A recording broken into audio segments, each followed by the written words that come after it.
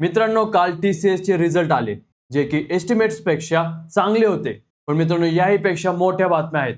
RBI भारतात क्रिप्टोवर ban आणू पाहत आहे. सॅमसंगने रेकॉर्ड ब्रेक प्रॉफिट केला तरी मायक्रॉन आणि इंटेलचे स्टॉक्स 10% कोसळलेले आहेत. रॅपिडोने उबेर आणि ओला दोघांना मिळून मागे टाकलेले आहेत. तर मित्रांनो, अशाच भन्नाट न्यूज आज आपण डिस्कस करणार आहोत. तर मित्रांनो, मी किरण कदम आणि तुमचं स्वागत आहे आजच्या पॉइंटेड चर्चामध्ये.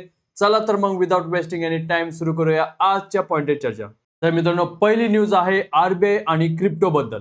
तर मित्रांनो, इंडियामधील 3,90,00,000 क्रिप्टो इन्व्हेस्टर्ससाठी एक अत्यंत महत्त्वाची बातमी आहे, जी तुम्हाला आत्ताच माहित असणे खूप गरजेचे आहे. रिझर्व्ह बँक ऑफ इंडियाने मे आणि जून 2026च्या इंटरनल डॉक्युमेंट्समध्ये सरकारला शिफारस केली आहे की बँक्स आणि फायनान्शियल इन्स्टिट्यूशन्सना क्रिप्टो असेट आणि privately issued stable coins hold करण्यावर, ट्रेड करण्यावर आणि त्यात इन्व्हेस्ट करण्यावर कम्प्लीट बॅन घालावा. कारण यामुळे इंडियाच्या मॉनिटरी सॉव्हरेनिटीला धोका आहे. RBIची सर्वात मोठी चिंता ही आहे की जर इंडियन लोकांनी डॉलर बॅक स्टेबल कॉइन मध्ये व्यवहार करायला सुरुवात केली तर RBIचे मॉनिटरी पॉलिसीवर नियंत्रण हे कमी होऊन जाईल आणि रुपीज वीक होऊ लागेल. इन्कम टॅक्स डिपार्टमेंटने सुद्धा सांगितले आहे की फायनान्शियल 23 मध्ये क्रिप्टो ट्रान्झॅक्शन केलेल्या लोकांपैकी फक्त 1/4 म्हणजे 25% लोकांनी त्यांचे गेन्स डिक्लेअर केले आहे आणि बाकींनी 30% टॅक्स दिलेला नाहीये. नेक्स्ट न्यूज आहे मित्रांनो सॅमसंग बद्दल. तर स्टॉक मार्केटमध्ये एक इंटरेस्टिंग पॅराडॉक्स झाला आहे, जो खूप काही आपल्याला शिकवतो. सॅमसंग इलेक्ट्रॉनिक्सने तिसऱ्या सलग क्वार्टरमध्ये रेकॉर्ड प्रॉफिट फोरकास्ट केला आणि प्रॉफिट जवळपास 19 पट वाढणार आहे. पण मित्रांनो, असे सांगितले तरीही इन्व्हेस्टर्सनी सॅमसंगचे $100 बिलियन मार्केट कॅप एकाच दिवसात उडवली.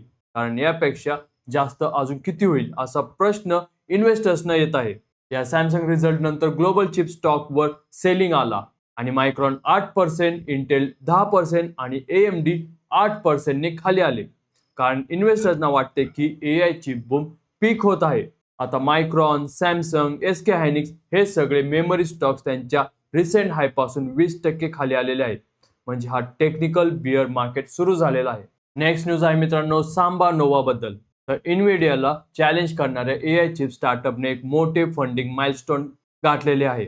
सांबा नोवा सिस्टीमने General Atlantic, Seligman Ventures, T Rowe Price आणि कॅपिटल ग्रुपच्या लीडमध्ये $1 बिलियन म्हणजे 8,500 कोटी रेज केलेले आहेत आणि कंपनीचे व्हॅल्युएशन आता $11 बिलियन म्हणजे 93,500 कोटी झालेले आहे. सांबा नोवाचे सर्वात मोठे डिफरन्शिएटर म्हणजे त्यांचा SN50 चिप, जो AI इन्फ्लुएन्ससाठी बनवला आहे. म्हणजे एखादा AI मॉडेलला रन करण्यासाठी इन्व्हिडिया चिपपेक्षा कमी खर्चामध्ये आणि जास्त एफिशियन्सीने काम करतो. आणि JP मॉर्गन चेजने त्यांचे एंटरप्राइज AI वर्कलोडसाठी सांबा नोवा सिस्टीम डिप्लॉय करण्याचे कन्फर्म केले आहे. हे सिग्निफिकंट आहे कारण जगातील सर्वात मोठी बँक जर इन्व्हिडिया सोडून सांबा नोवाकडे जात असेल तर यामध्ये काहीतरी कारण आहे. नेक्स्ट न्यूज आहे मित्रांनो रिलायन्स बद्दल. तर मित्रांनो, इंडियाच्या सर्वात मोठ्या कंपनी रिलायन्स इंडस्ट्रीजसाठी एक एम्बॅरेसिंग रेग्युलेटरी ऍक्शन आलेली आहे. सेबीने जून 24, 2026ला रिलायन्स इंडस्ट्रीजला ऍडमिनिस्ट्रेटिव्ह वॉर्निंग लेटर पाठवलेले आहे.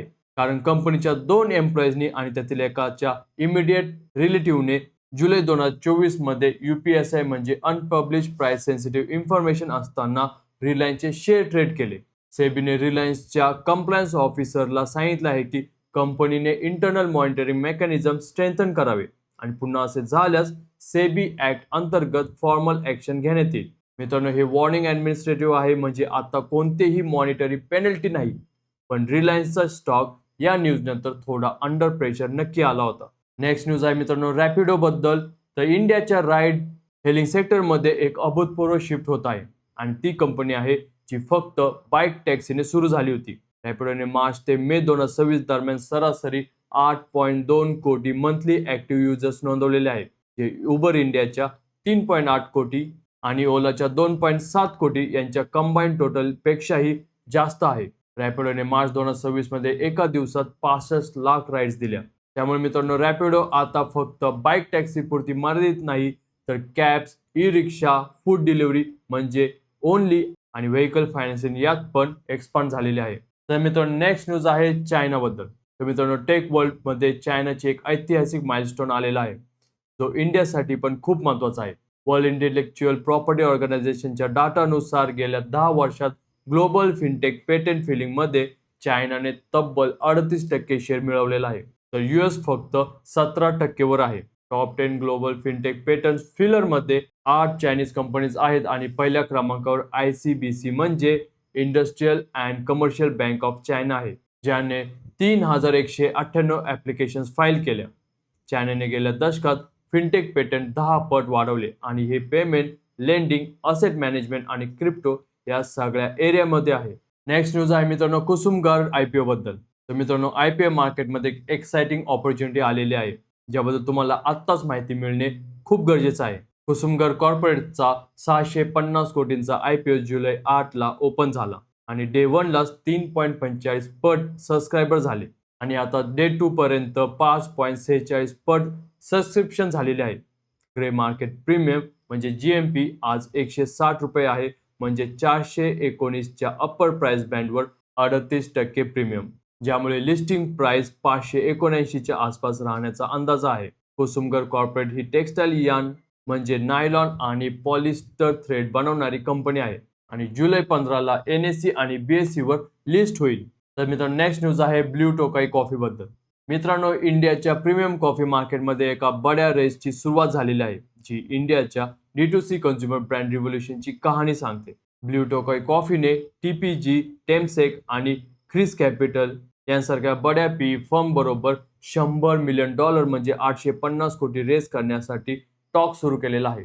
ब्ल्यू टोकाईने फायनान्शियल 25 मध्ये 325 कोटींचा रेव्हेन्यू नोंदवला, जो इयर ऑन इयर 50% वाढ आहे.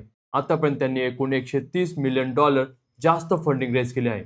इंडियाच्या स्पेशलिटी कॉफी मार्केटमध्ये blue Tokai, sleepy owl, third wave coffee यांच्यात एक इंटरेस्टिंग बॅटल सुरू झालेली आहे आणि या सगळ्यांना एकत्र स्टारबक्सला चॅलेंज करायचे आहे.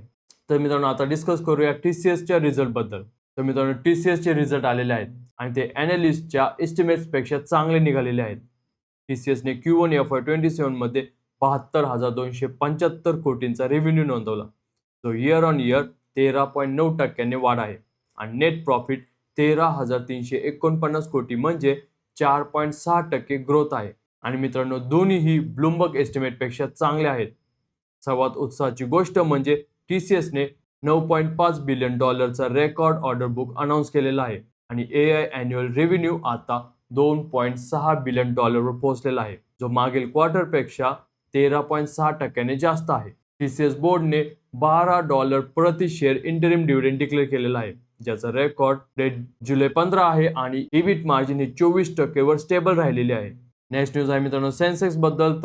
तर मित्रांनो काल इंडियन मार्केटने इराण शॉक नंतर एक मिनिंगफुल रिकव्हरी दाखवलेली आहे. सेन्सेक्स काल 500 पॉईंट्सपेक्षा जास्त वाढून 77,074 च्या आसपास ट्रेड करत होता आणि निफ्टी 50 पण 24,046 वर पॉझिटिव्ह होता, कारण बँकिंग आणि फायनान्शियल स्टॉकने मार्केट लीड केलेले आहे. पण इंटरेस्टिंग गोष्ट म्हणजे मित्रांनो TCSने बीट केले तरीही IT स्टॉक अंडर प्रेशर राहिले, कारण मार्केटला मॅनेजमेंट गायडन्स मधून H2 FY27 बद्दल कॉशियस टोन जास्त दिसली. काल स्विगीचे शेअर्स हे 6.5% वाढले, कारण त्यांचे फॉरेन स्टेक 50% खाली आले, म्हणजे आता स्विगी एक मेजॉरिटी इंडियन ओन कंपनी झालेली आहे. नेक्स्ट न्यूज आहे मित्रांनो इंडिया जापान समिट बद्दल. तर इंडिया आणि जापान यांच्यातील स्ट्रॅटेजिक पार्टनरशिप आणखी मजबूत झाली आहे.